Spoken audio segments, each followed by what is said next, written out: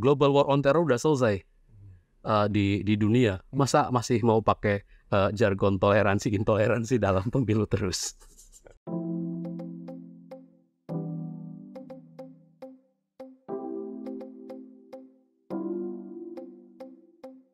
Selamat datang HI Friends, berjumpa lagi di podcast Hubungan Internasional yang dikelola oleh Departemen Ilmu Hubungan Internasional Universitas Gadjah Mada.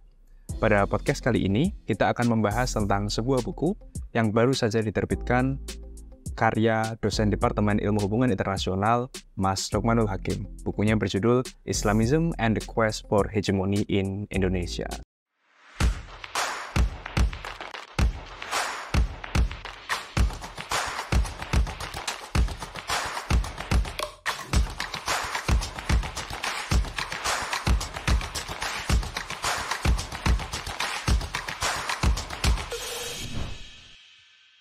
Selamat datang Mas Aim, apa kabar? Terima kasih, kabar baik. Baik. Senang bisa berjumpa lagi di podcast ini. Selamat pertama-tama Mas Aim atas diterbitkannya buku ini. Terima kasih. Sebelum kita bicara lebih mendalam Mas Aim soal konten argumentasi dari buku ini, bolehkah diceritakan sedikit mengapa Mas Aim menulis buku ini dan bagaimana proses sehingga buku ini akhirnya dapat terbit? Oke, terima kasih. Pertama, buku ini adalah kelanjutan dari proyek studi S3 saya yang saya mulai di Asia Research Center di Murdoch University, lalu kemudian pindah ke Asia Institute di Melbourne. Tentu di buku ini ada cukup banyak perubahan dari naskah disertasi saya karena ada beberapa penambahan riset, dan saya memanfaatkan waktu lockdown untuk menyelesaikan manuskrip ini. Jadi boleh dibilang ini salah satu kenang-kenangan dari masa pandemi sebetulnya, yang terbitnya relatif cukup telat, ya, prosesnya agak lama, yang saya kira semata-mata karena kemalasan saya sebetulnya.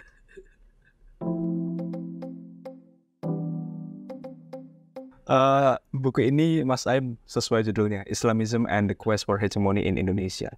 Pasca 9/11, banyak sekali kan sebetulnya kajian yang berbicara soal Islamisme, politik Islam baik di level global maupun di level Indonesia. Nah, pertanyaan pertamanya barangkali adalah apa yang membuat buku ini unik Mas Aim? Apa yang membedakannya dari buku-buku yang lain?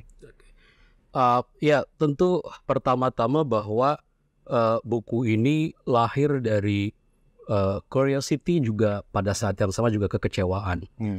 Kekecewaan atas banyaknya literatur tentang politik Islam di Indonesia maupun di dunia yang kebetulan menjadi bagian dari global scholarship pasca 11 September.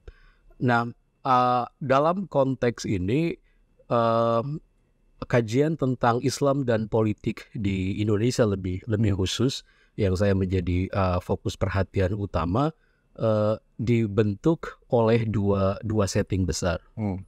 Pertama adalah setting yang sifatnya dalam negeri, yakni demokratisasi. Demokratisasi, liberalisasi politik membuka ruang bagi Islam untuk berpartisipasi dalam politik maupun dalam public sphere, baik dalam bentuk partai politik, ikut pemilu, maupun dalam kebebasan yang lebih besar untuk terlibat dalam civil society organizations, mewarnai kelompok-kelompok pressure group dan yang lain-lain. Yang ke dalam spirit demokrasi ini adalah satu keberkahan. Nah, pada saat yang sama, relatif sama, pasca 11 September, salah satu imperatif dari global war on terror adalah ada kecurigaan untuk melihat Islam, sehingga wacana Islam lebih dibaca dalam konteks Islam dipandang sebagai ancaman, atau setidaknya pertanyaan yang agak moderat, apakah muncul dalam konteks pertanyaan apakah Islam kompatibel dengan demokrasi. Dan seringkali pertanyaan tentang Islam demokrasi compatibility ini hanya berujung pada gambaran tentang Islam yang sifatnya monokromatik, black and white, radikal, moderat, civil, uncivil, yang lebih banyak penjelasannya pada karakterisasi atau profiling tentang Islam, baik itu berdasarkan ideologi, berdasarkan behavior, berdasarkan aspek-aspek yang lain. Nah, satu, yang kedua, perspektif yang juga cukup dominan dari kajian tentang Islam adalah perspektif yang saya kira cukup familiar dalam tradisi partai politik, studi partai politik tentang inclusion moderation thesis, yang percaya bahwa dengan Islam masuk di kompetisi elektoral, maka dia akan dipaksa untuk semakin terbuka. Ini semakin populer terutama pasca 2008 kalau tidak keliru, ketika PKS mengubah ideologinya menjadi partai terbuka, yang sebelumnya orang melihat PKS dengan curiga pasti ada agenda tersembunyi apapun lah tentang partai Islam ini.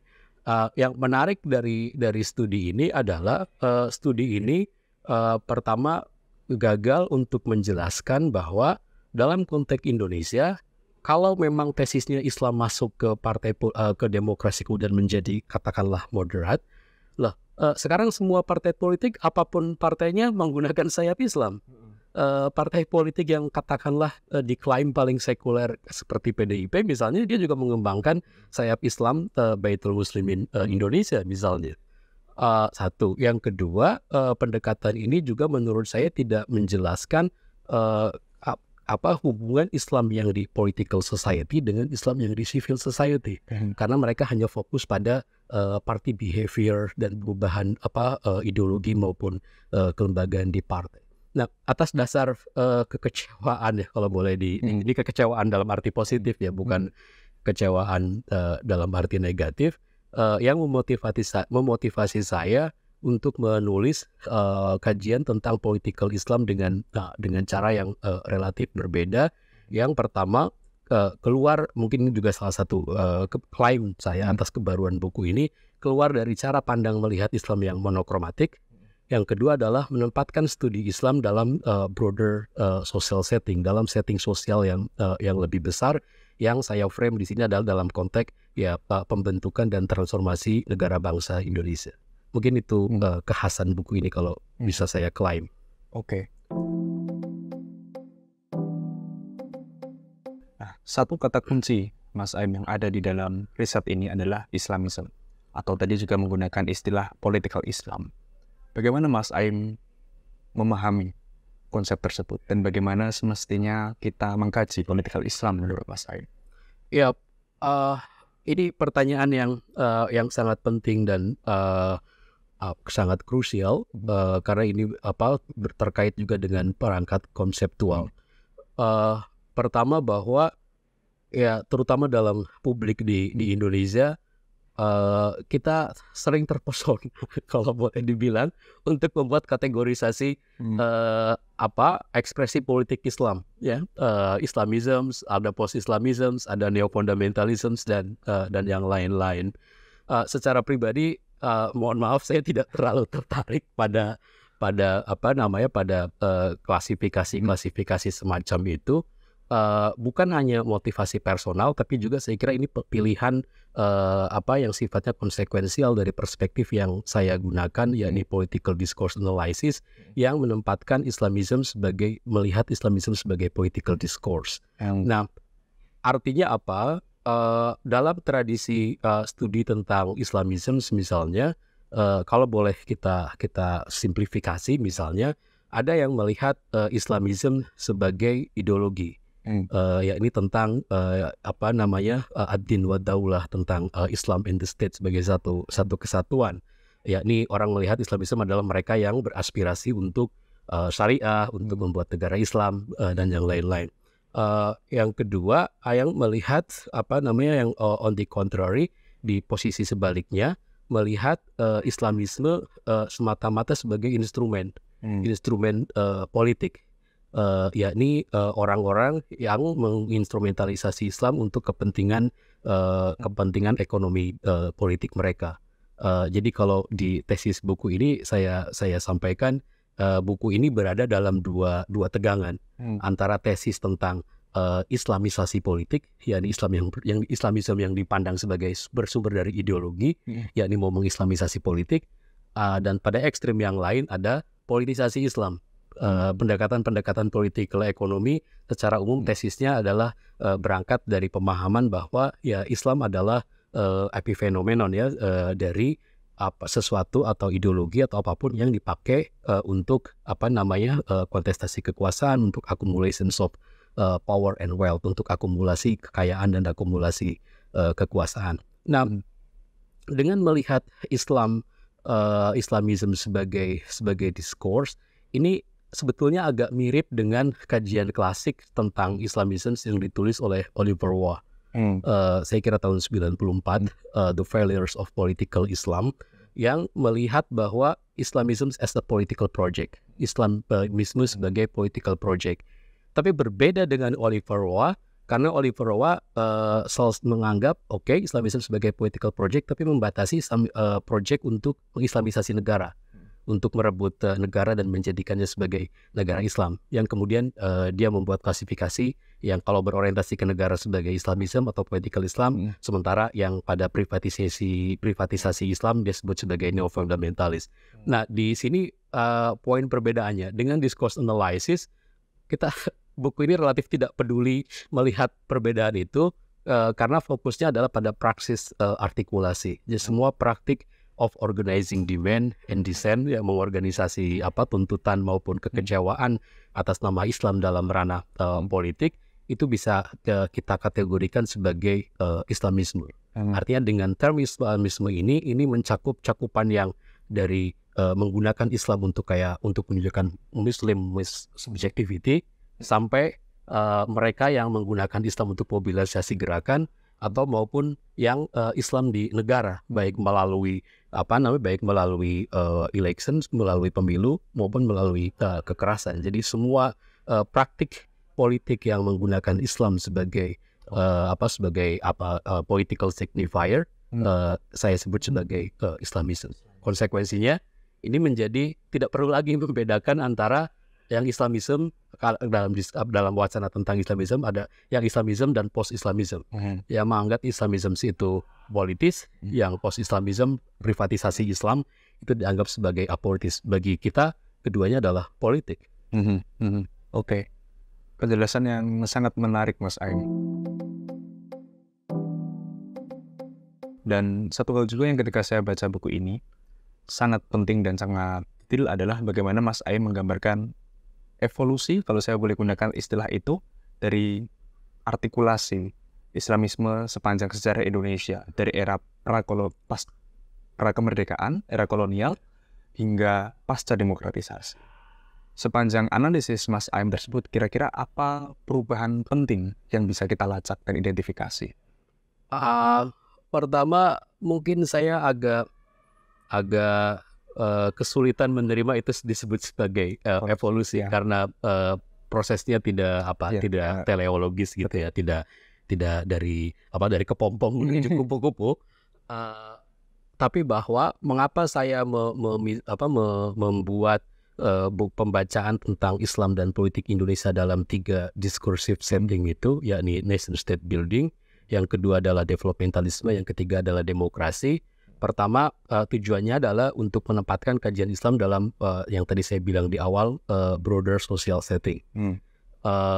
Karena ada kesan kalau bicara tentang studi Islam, itu seakan-akan starting point-nya adalah Orde Baru. Starting point-nya Islam adalah fenomena Islam dan demokrasi adalah, kalau bicara tentang Islam dan demokrasi, seakan-akan starting point-nya adalah jatuhnya Orde Baru, sehingga Islam kayak semacam menjadi post New Order phenomenon. Nah, saya mau bermaksud meninggalkan kesan itu untuk menjadikan Islam dan politik dalam satu sapuan kajian yang lebih luas. Itu satu.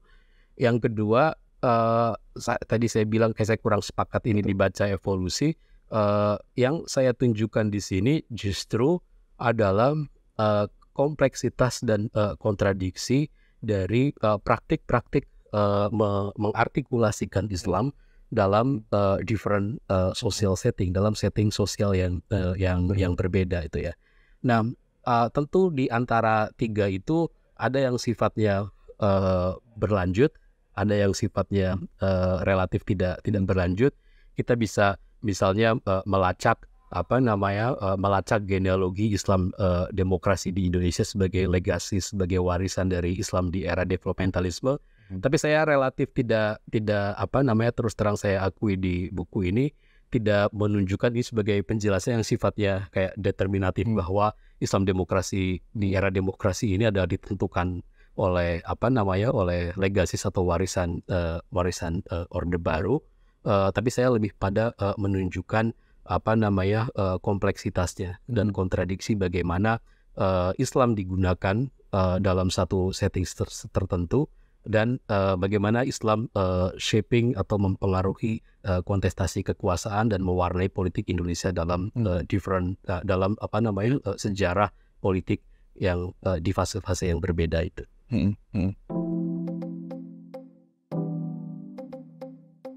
Satu argumen yang cukup krusial saya pikir Mas Aim adalah bahwa Islamism mengalami hegemonic failure, kegagalan membangun hegemoni, kalau saya boleh terjemahkan dengan cara itu. Apa yang Mas Aim maksud dengan argumentasi itu? Ya, di tesis saya betul, saya kira saya mengafirmasi cara baca itu bahwa buku ini menunjukkan bahwa Islam justru mengalami kegagalan dalam proyek hegemoni mereka.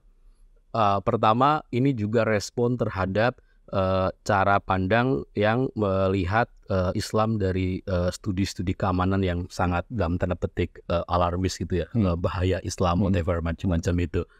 Justru ini menunjukkan kegagalan hegemoni, alih-alih menunjukkan kekuatan hegemoni ke Islam di Indonesia.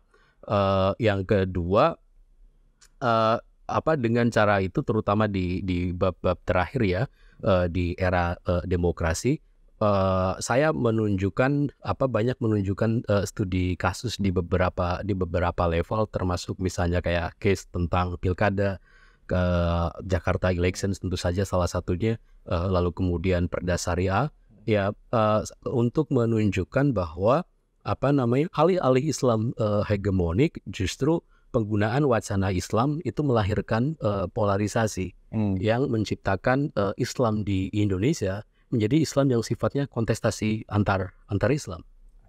Mungkin kalau kita refleksikan ke Pilkada Jakarta atau misalnya katakanlah pemilu 2019, pemilu presiden 2019, ya secara simpel kita mau mengatakan ini pertarungan dari dua wajah Islam.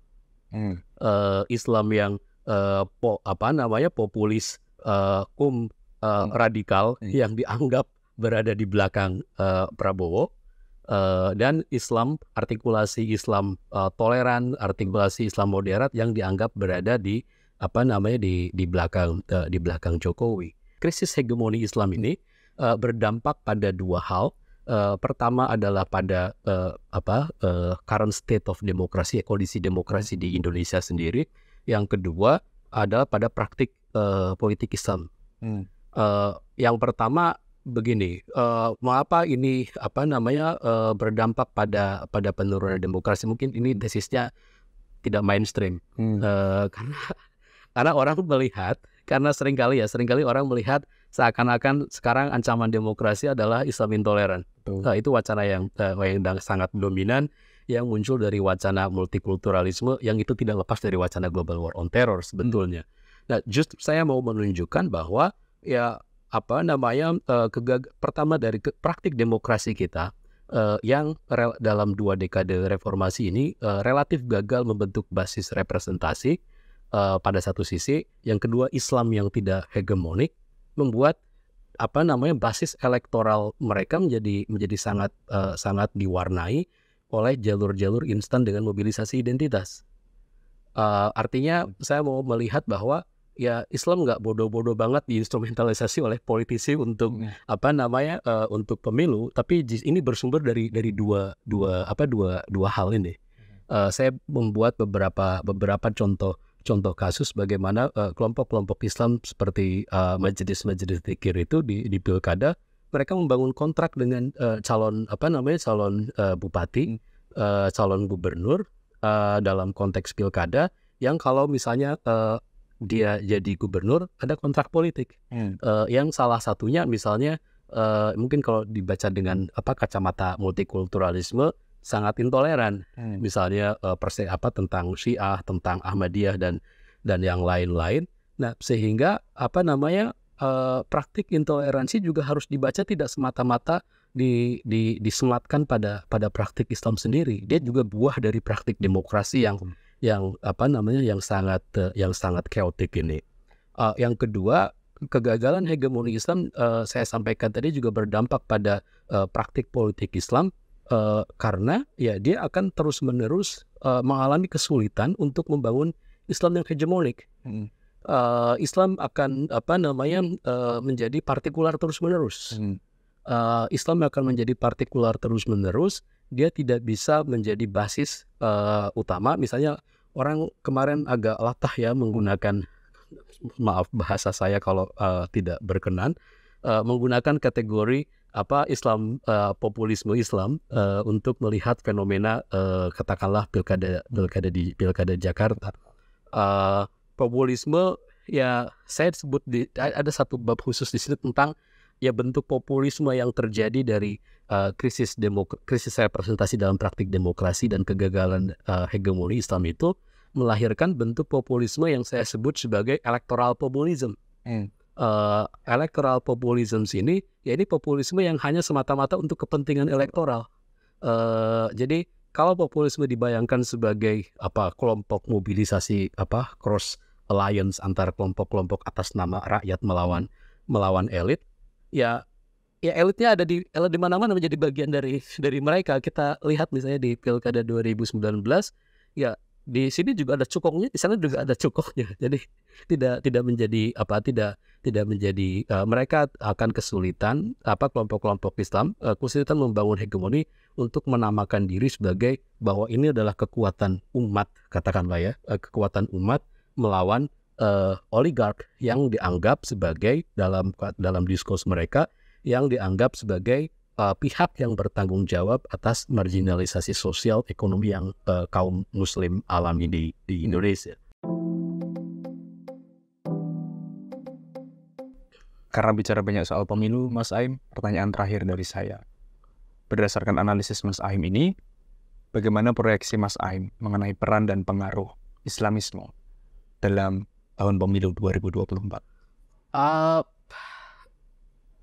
Pertanyaan agak sulit karena wacana tentang itu saya kira sekarang belum terlalu mengeras. Betul. Tapi saya kira ada sedikit kemajuan lah kalau boleh dibilang, dalam arti ya karena orang kemudian saya sering mendapat pertanyaan serupa, apakah Islam akan mewarnai ini. Jadi ketika mau menanyakan Islam mewarnai ini, seakan-akan apakah akan terjadi aksi 212 mobilisasi yang semacam itu. Saya kira isunya bukan ke sana.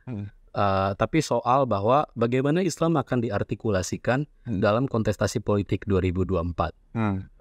Saya sebetulnya berharap bahwa ya tentu Islam akan ya sebagai ya secara sosiologis lah, artinya mayoritas Indonesia Islam, tentu Islam akan berperan, tapi apakah bentuknya adalah bentuk yang sifatnya exclusionary seperti di 2017 atau yang lain. Nah, saya melihat mungkin agak bergeser lebih baik sedikit. Dan itu saya kira akan sangat tergantung pada bagaimana Islam dipolitisasi. Maksud saya begini, katakanlah ini ideal contestation yang saya bayangkan dari pemilu 2024 ya. Kalau pertarungannya adalah katakanlah Islam yang pro social justice melawan dalam segi diskurs ya, melawan Islam yang pro multikulturalisme, toleran plus economic growth. Itu akan jadi pertarungan yang produktif menurut saya. Ini terlepas siapapun presidennya ya. Tapi ini kita ngomong di level diskurs. Kalau Islam bisa bermain di dua area itu, tentu menurut saya sifatnya akan lebih produktif untuk mewarnai demokrasi Indonesia, karena ya dampaknya ke perbaikan yang sifatnya lebih struktural, ekonomi politik isunya kan. tidak ke dampak yang sifatnya polarisasi sosial atau etnik seperti di 2019. Yaitu sih harapannya. Tentu itu akan sangat tergantung oleh banyak hal, terutama ya dari para calon presiden yang akan kontestasi, bagaimana Islam akan dinarasikan, satu. Yang kedua juga dari para aktivis Muslim sendiri sebetulnya, yang menurut saya ya mereka harus meredefinisi diri. Global war on terror udah selesai di dunia, masa masih mau pakai jargon toleransi intoleransi dalam pemilu terus? Menarik Mas Aim, tapi nampaknya itu juga akan menjadi pertanyaan terakhir saya. Okay. Mas Aim, terima kasih banyak sudah mau membagikan argumentasinya. Okay. Sangat menarik, sangat inovatif, dan semoga juga menarik bagi para pendengar. Oke, terima kasih kesempatannya. Sampai jumpa. Ya, terima kasih, sampai jumpa.